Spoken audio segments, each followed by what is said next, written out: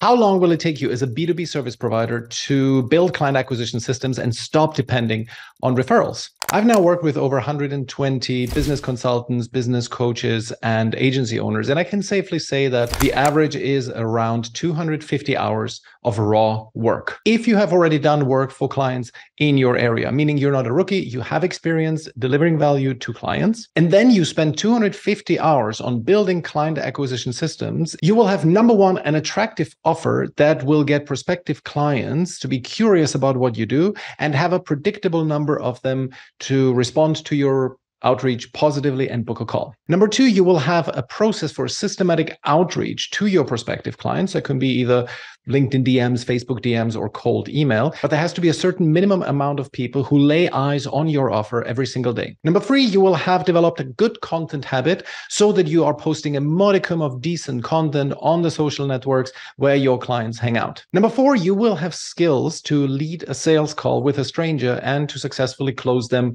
pretty early on the first or second call. And number five, at the end of those 250 hours, you will have booked 5 to 20 sales calls roughly, and you will have closed 1 to 4 clients in that time. And you will also have the confidence that this system that you've built is likely to last for the foreseeable future, meaning you also know how they work so that you can tweak them if and when some parts of it become obsolete or you need to adjust them in any way. So that's what you will have after these 250 hours. But what does this hour count actually entail? What are the activities you need to undertake in what order in those 250 hours so that the time is well spent? This is what we're going to be looking at today in this video. My name is Michael Bohannes. I help B2B service provider build client acquisition systems and stop depending on referrals. If this topic is near and dear to your heart, please engage with this video, like it, leave a comment, and subscribe to this channel. But here's a very important caveat. It's actually 250 hours only if you work with us or another good program that teaches you B2B sales and marketing skills tailored to the small B2B service provider market. If you go it alone, try to learn it yourself and piece the information together from freely available content online, you have a much higher risk of descending into rabbit holes that I or one of my competent competitors could have prevented you from descending into. Case in point, one of my clients, before signing up with us, he signed up with a Facebook ad agency. He had never had a paying client before, and somebody talked him into running Facebook ads, which is like selling somebody a massive Harley Davidson and motorcycling lessons if you don't even know how to sit on a bicycle. Complete misdiagnosis and borderline fraudulent, in my opinion. Another example that people get bogged down into and rabbit holes that they descend into, which is networking and doing virtual coffees. And all of that, of course, with people who will never become clients. People delude themselves that building relationships is the most ROI activity. And in some instances, especially in very high ticket consulting propositions, for example, anything like 200,000, 300,000 in terms of customer lifetime value, there building relationships absolutely makes sense. But if you sell something where the average customer lifetime value is under 20,000, building relationships and networking is definitely not the highest ROI activity. It's of course better than nothing, and better than staring at a wall, but you could also be cutting your lawn with nail clippers. You will also get to some kind of result. It's just not the most efficient thing. So people misapprehend the value of networking. They think only because it's better than nothing, they just do it excessively. And then after 1 or 2 years, they wake up and then they realize, oh my goodness, I don't have any clients and I've been putting in so much work. Well, that's because you've putting in work that is not very effective. You are cutting your lawn with nail clippers. So that's what I mean with 250 hours spent. This is what it will take you if you work with us or one of our better competitors. If you just try to go it alone, just expect to spend much more, 500, 1,000 hours or even more when you don't have any guidance. So what are these 250 hours actually composed of? What do they consist of? Let's jump into PowerPoint and let's look at it on a more visual basis. All right, so 10 to 20 hours are spent on foundations, where you have to think about what is your offer, what is your positioning, what is your messaging, what's your strategy for the overall business. It's really worth thinking about. If you don't do this exercise well, then everything that's going to follow will be standing on wobbly foundations. So very important here. And at this point, also worth remembering, what is an offer? The offer will be part of this foundations work. In an offer, you need to phrase 4 different things. And that is, one is a desirable goal with a high likelihood of achievement in a relatively short amount of time at relatively low cost, low involvement from the client side. Okay, that needs to be part of the offer. If you just say, we do Facebook marketing for med spas, that's not an offer. That is simply a description of what you do. The offer is that you say, we will help you get 50 new clients in 3 months. If we don't, you don't pay. Well, now this is an offer. Then the next 5 to 10 hours is to build cold outreach foundations. You need to just conceptually understand the psychology of cold outreach, what needs to be contained in a good offer, and then you will craft the first version of a cold email and of a cold in-mail. 5 to 10 hours, you need to familiarize yourself with the tools that we'll be using. So the likes of LinkedIn Sales Navigator and scraping emails with Everboot, it's a tool we recommend. There's many others. Using Loom, having a Calendly account, all of that set up and familiarizing yourself with tools. 10 to 20 hours to actually build your cold email system. There's quite a bit to it. LinkedIn DMs, you can start sending that immediately. But when it comes to cold email systems, then you need to build DCIM, and you need to maybe buy a domain or two. You need to set up forwarding. You need to warm up the email addresses and so on. So there's quite a little bit of work in that part. All right, 50 to 100 hours, run and manage outbound, right? So the entire system of sending a couple of emails, knowing how it works, and then getting also a virtual assistant and run this for you. Very important to say at this point is that the 250 hours, they assume that you will not be doing all your cold outreach yourself, right? It's an activity that can easily be done by somebody offshore. I personally prefer to work with people in the Philippines. They're very good and reliable. And you can usually calculate that approximately it will cost $1 to send a cold email, including a personalized Loom video. Very important. That increases the response rate, and about 25 cents to send an in-mail on LinkedIn. Okay. So if you can afford that, ideally you would be sending 1,000 of these things a month, which would mean probably somewhere between $500 and $1,000 a month. If you can afford that, I strongly recommend to work with virtual assistants. If not, you need to factor these additional hours. It was going to take you 5 minutes to prepare and send a cold email, and maybe a couple of seconds, I don't know, a minute to send an in-mail. But all of that, you need to factor that in. So the 50 to 100 hours, what they will contain is you doing it for a while so that you really understand, you can teach it, then getting a virtual assistant, teaching them, monitoring the performance, tweaking the cold email if it doesn't really perform, and so on, right? Responding to people, booking calls, all of that will take you in these 250 hours, somewhere between 50 and 100 hours. So this is the bulk of our activity. The next 20 to 30 hours will be learning sales, refreshing yourself on how to run good sales calls. Probably you're not starting at zero here, so it's worth to remind yourself. Very important here, sales calls with cold prospects are quite different from those with people who already know you. You can be much more relaxed in the referral scenario. People already have a little bit of trust with you. With a cold sales call, it's a different story. You need to learn that, and there's a little bit to it.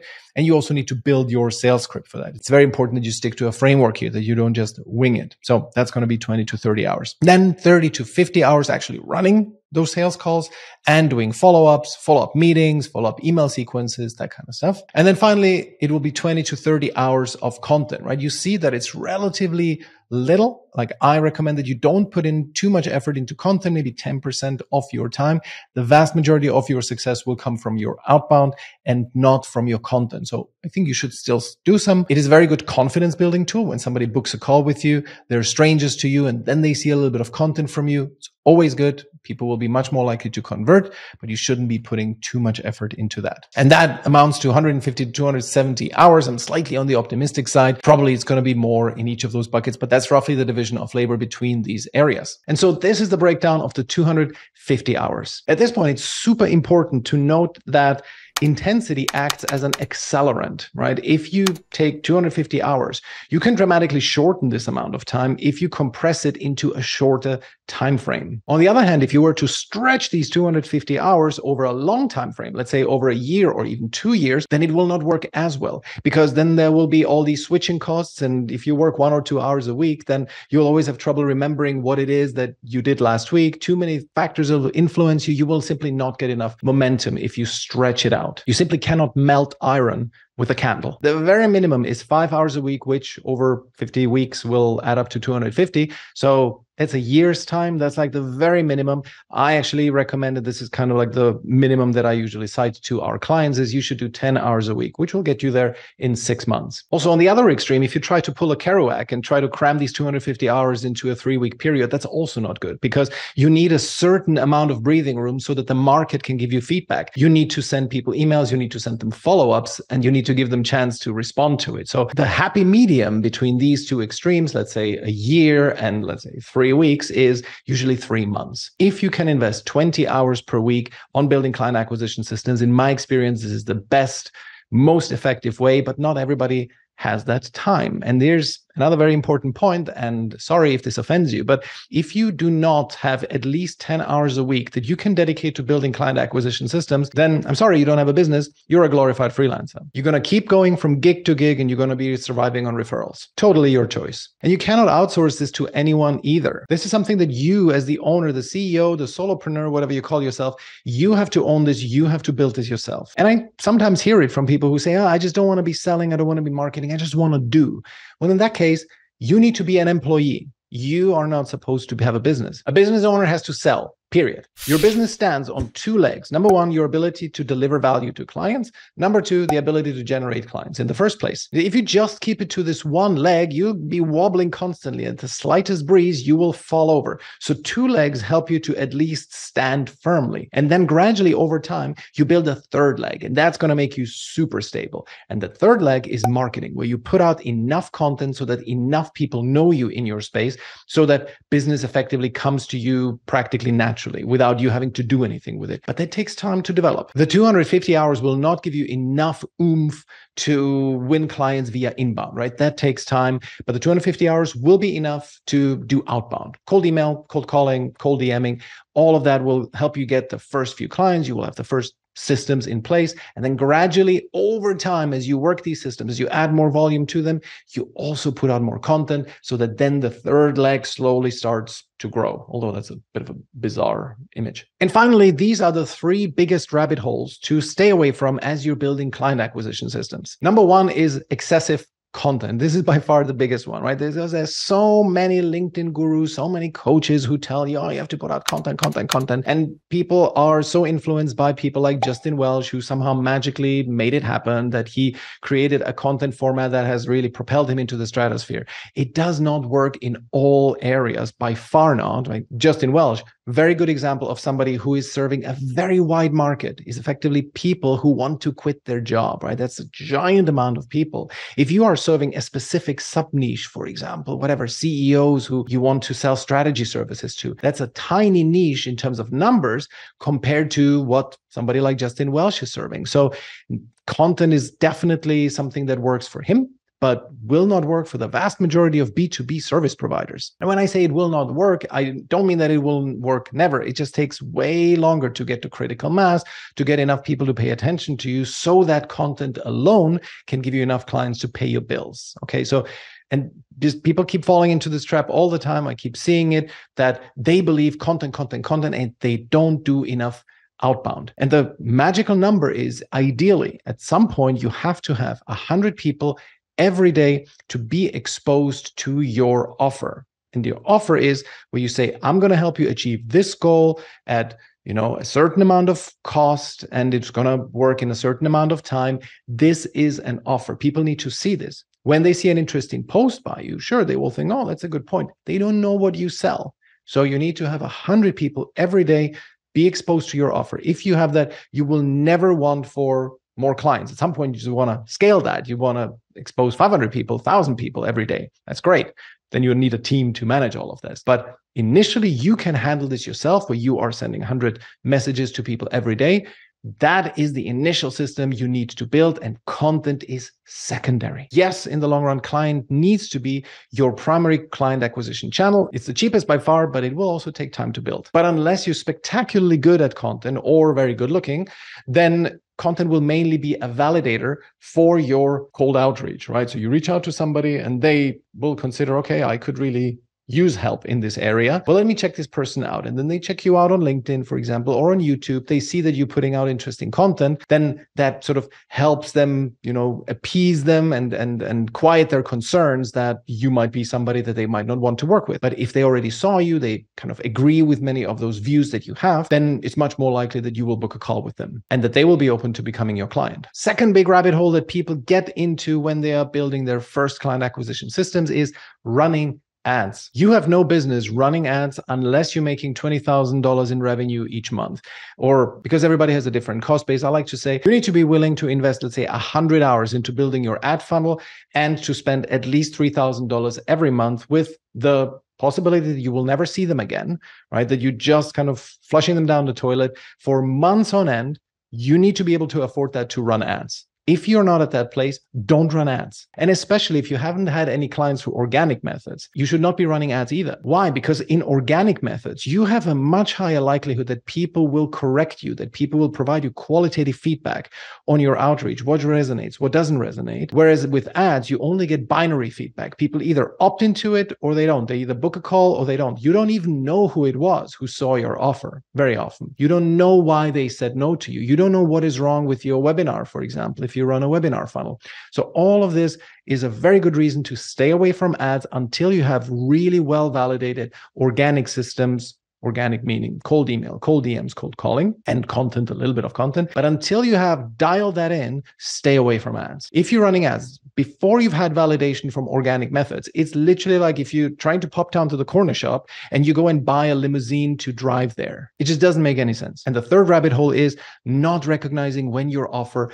doesn't resonate. A good offer, as we know from Alex Hormozi, needs to contain, number one, a highly desirable goal. Number two, high likelihood of achieving that goal. Number three, a short time frame where you will help them achieve that goal. And number four, low cost. Okay, so all of these four things ideally should be present in your offer.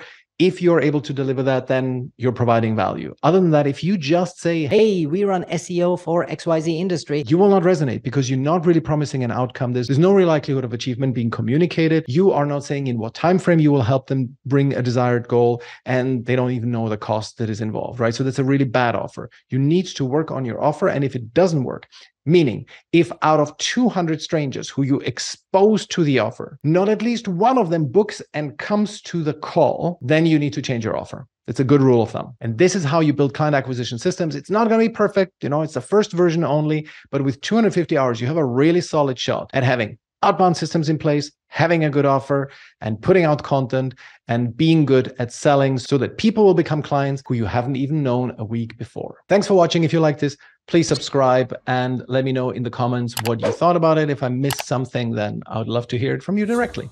Thanks a lot. Bye-bye.